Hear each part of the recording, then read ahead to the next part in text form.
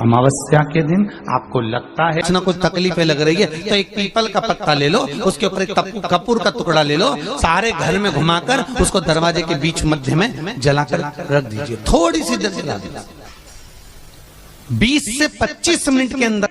स्वयं गुरु बाबा कहते हैं, राम सुनो, यदि कोई आरती में पूजन में घर में एक कपूर का टुकड़ा आरती के बाद में जब समर्पित करेगा तो उसको अश्वमेध यज्ञ का पुण्य प्राप्त हो जाएगा।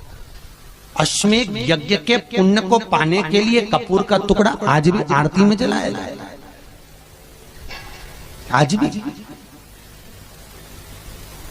एक कपूर का टुकड़ा सूखा का, इसीलिए हमारे यहाँ शास्त्र कहता है महाराज, जब आपको घर में अगर ऐसा लगने लगे कि 15 दिन से बहुत बेचैनी है, बहुत दुख तकलीफ लग रही है, कोई ना कोई बीमार पड़ रहा है, कुछ ना कुछ तकलीफें लग रही है, तो एक पीपल का पत्ता ले लो, उसके ऊपर एक कपूर का टुकड़ा ले लो, सारे घर में घुमाकर उसको दरवाजे के बीच मध्य में जलाकर रख दीजिए। थोड़ी सी देर जला दीजिए, 20 से 25 मिनट के अंदर मकान में एनर्जी वापस आ जाएगी, उस भवन में एनर्जी वापस प्राप्त हो जाएगी।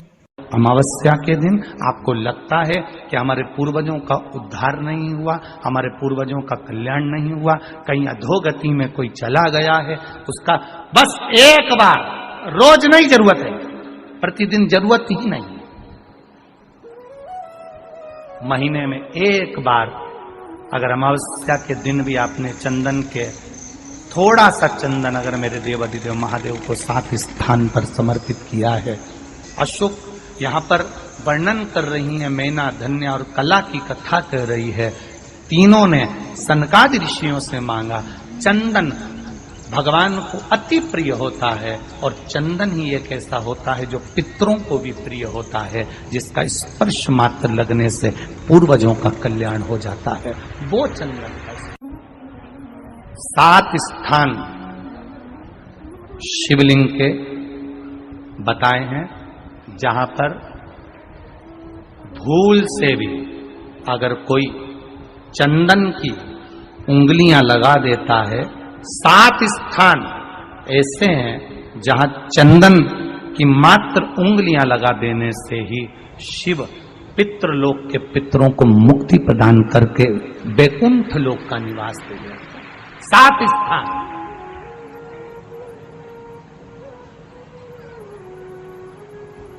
और वो 7 स्थान जो चंदन के बताए गए हैं, पहला भगवान देवाधिदेव महादेव के शिवलिंग पर चंदन का लेपन। समझ लेना जरा बहुत अच्छे से। आपको लगता है स्वप्न में कोई मुर्दे दिख रहे हैं, या कोई जल रहा है, या कोई मर रहा है, या कोई चला गया है, ऐसा भय लगता है। बच्चों को मानी भेजूंगी ऐसा हो जाएगा, पति को मानी भेजूंगी ऐसा हो जाएगा, कोई हमारे कोई गलत तो नहीं कर रहा है, आपको लगता है। 7 स्थान चंदन के बताएं महाराज। पहला शिवलिंग, दूसरा जहां गणेश जी का स्थान है, मालूम है ना सबको, जम के बोलो जरा, मालूम है ना सबको, जहां गणेश जी का स्थान है वहां अलग से गणेश जी बैठे, वहां नहीं। शिवलिंग में जलाधारी के ठीक सामने राइट में गणेश, लेफ्ट में कार्तिकेय, बीच में अशोक सुंदरी।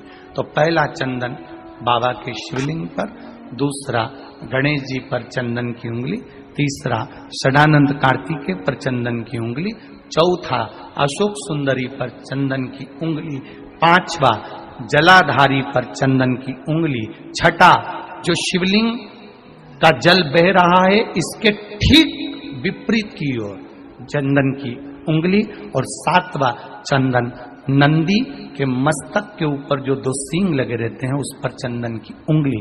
ये कब लगाई जाती है? या तो अमावस्या के दिन आपको लगता है कि हमारे पूर्वजों का उद्धार नहीं हुआ, हमारे पूर्वजों का कल्याण नहीं हुआ, कहीं अधोगति में कोई चला गया है, उसका बस एक बार, रोज नहीं जरूरत है, प्रतिदिन जरूरत ही नहीं,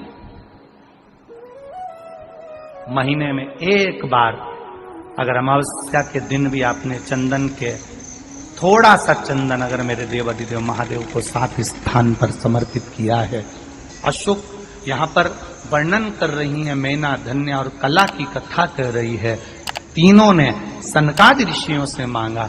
चंदन भगवान को अति प्रिय होता है और चंदन ही एक ऐसा होता है जो पितरों को भी प्रिय होता है, जिसका स्पर्श मात्र लगने से पूर्वजों का कल्याण हो जाता है।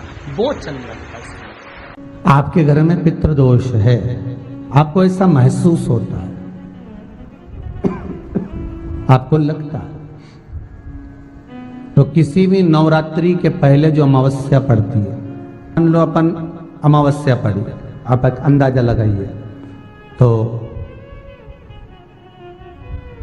जिस दिन अमावस्या रहे उस दिन चावल की कटोरी में एक कपूर का टुकड़ा रख दीजिए महाराज, छोटा सा, और कपूर का टुकड़ा रखकर उस कपूर को दरवाजे के बाहर कटोरी में ही, चावल रखी हुई कटोरी में ही उसको पितरों का स्मरण कर कर जला दीजिए।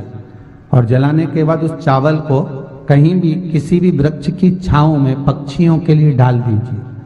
शिव महापुराण की कथा कहती है, अगर मान लो पितृ आपको कष्ट दे रहे हैं, पितृ आपको तकलीफ दे रहे हैं, कोई काम नहीं होने दे रहे हैं, या कहीं आपको ऐसा लगता है कि पितरों का दोष है, तो वो पितृदोष देवी, अब ये जो आप करेंगे ये कब कर रहे हैं? अमावस्या के दिन आप उसको रख रहे हैं। अमावस्या के दिन उसको रखकर रात भर आपने रखा कपूर के साथ में, सुबह एकम पड़ गई, नवरात्रि लग गई, उसी दिन उसको जलाकर आपने पटक दिया। अर्थात उससे देवी और पितृ इन दोनों का आशीर्वाद जो प्राप्त होता है, तो घर में से पितृदोष समाप्त होकर लक्ष्मी की वृद्धि प्रारंभ हो जाती है, कार्य में सिद्धता आ जाती है। मान लो अगर पितृदोष है तो करो, नहीं है बड़े अलमस्ती से रहो, तो ये पितृदोष का स्मरण। तो यहाँ शास्त्र कह रहा है कि पितरों का जो लोक होता है, पितर जो लोक होता है, उस पितृलोक में 64 योगिनियां प्रवेश नहीं करती। शिव महापुराण कर रही है, शंकर की कथा कर रही है। एक छोटा सा उपाय अवश्य करिएगा।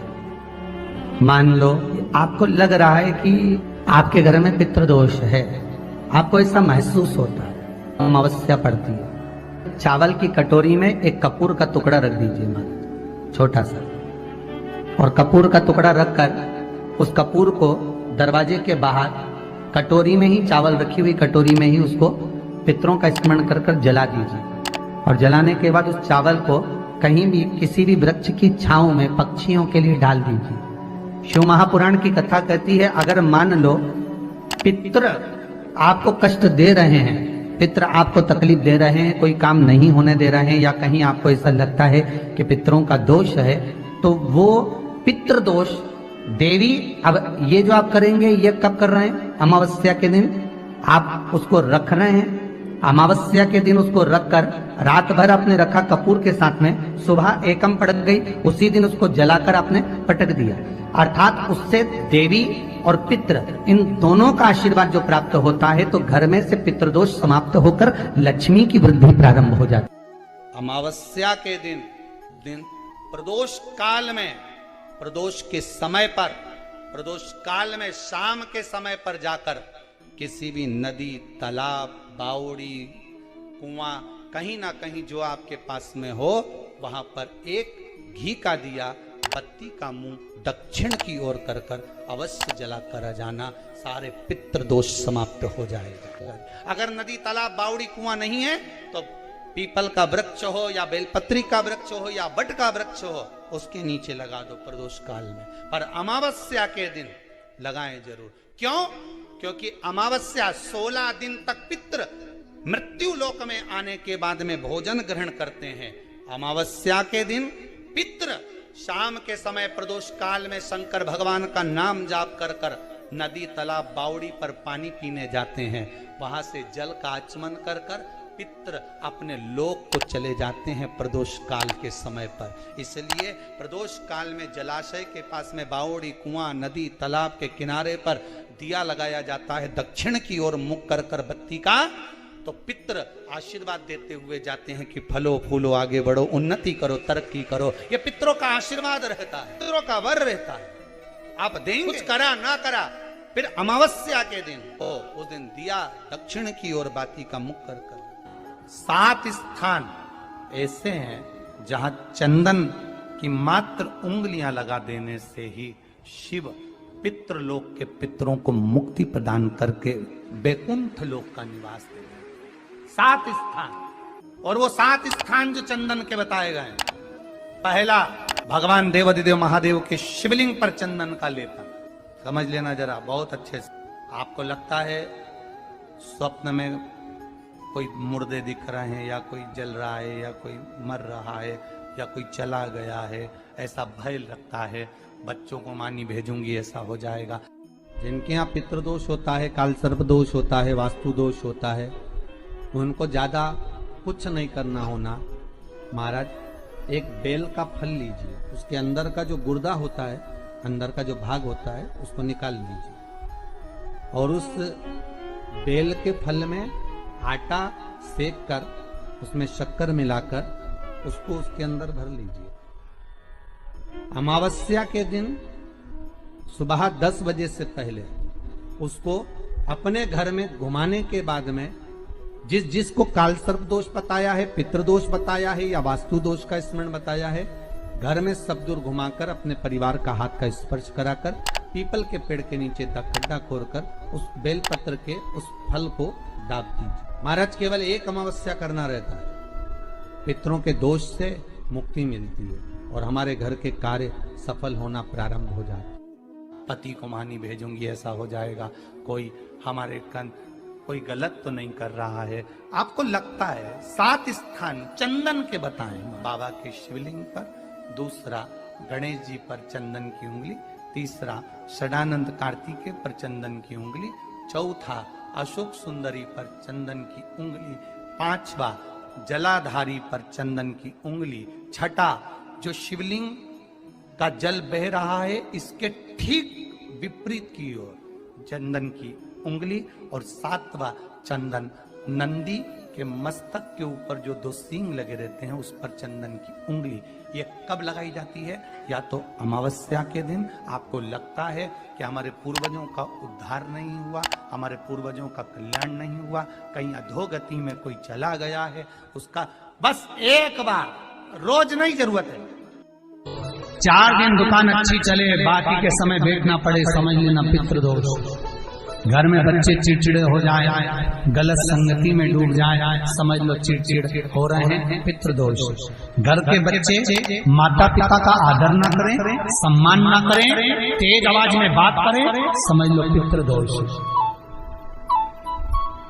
पितृदोष मालूम पड़े। और इतने से भी अगर आप नहीं समझ सकते, परिवार का कोई एक व्यक्ति जब जब भोजन करने बैठे तब तक उसकी थाली में बाल आए, भले वो होटल में खाए तो भी बाल आ जाए, वो कहीं खाना खा रहा है तो बाल आ जाए।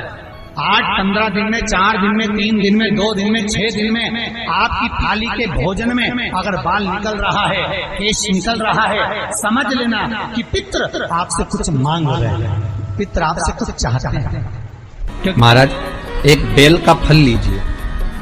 क्या लेना है? बेल का फल, बेलपत्री का जो फल होता है उसको ले लो, उसके अंदर का जो गुर्दा होता है, अंदर का जो भाग होता है, उसको निकाल लीजिए और उस बेल के फल में आटा सेक कर उसमें शक्कर मिलाकर उसको के अंदर भर लीजिए। अमावस्या के दिन सुबह 10 बजे से पहले उस बेल फल में जिसमें तुमने पंजेरी भरी है, आटा सेक कर भरा है शक्कर के साथ में, उसको अपने घर में घुमाने के बाद में जिसको काल सर्प दोष बताया है, पितृदोष बताया है, या वास्तु दोष का स्मरण बताया है, घर में सब दूर घुमाकर अपने परिवार का हाथ का स्पर्श कराकर पीपल के पेड़ के नीचे खड्डा खोदकर उस बेलपत्र के उस फल को दाब दीजिए। महाराज केवल एक अमावस्या करना रहता है, पितरों के दोष से मुक्ति मिलती है और हमारे घर के कार्य सफल होना प्रारंभ हो जाते हैं। कार्य की सफलता होती है, कार्य में सफलता प्राप्त होने लगती है। हम तो कई बार कहते हैं महाराज जी, अगर ऐसा लगे किसी औषधि को आप ले रहे हैं, मालूम पड़े कि औषधि आपको लग नहीं रही है, शिव महापुराण की कथा करेंगे, मान लो औषधि आपको नहीं लग रही, आपने औषधि बहुत दिनों से ले रहे हो, कोई दवाई, मान लो आप किसी भी दवाई को ग्रहण कर रहे हैं और वो औषधि लगी नहीं रही है, वो शरीर को लगी नहीं पा रही और आप ठीक ही नहीं हो पा रहे, 15 दिन हो गए, 8 दिन हो गए, बताओ, उतना की उतना ही कैटरीना है, उतना ही उतना अपना भरा हुआ, वही की वही लीवर, वही की वही किडनी, वही की वही स्मरण, सभी कुछ वही वही है, उतने की उतना ही।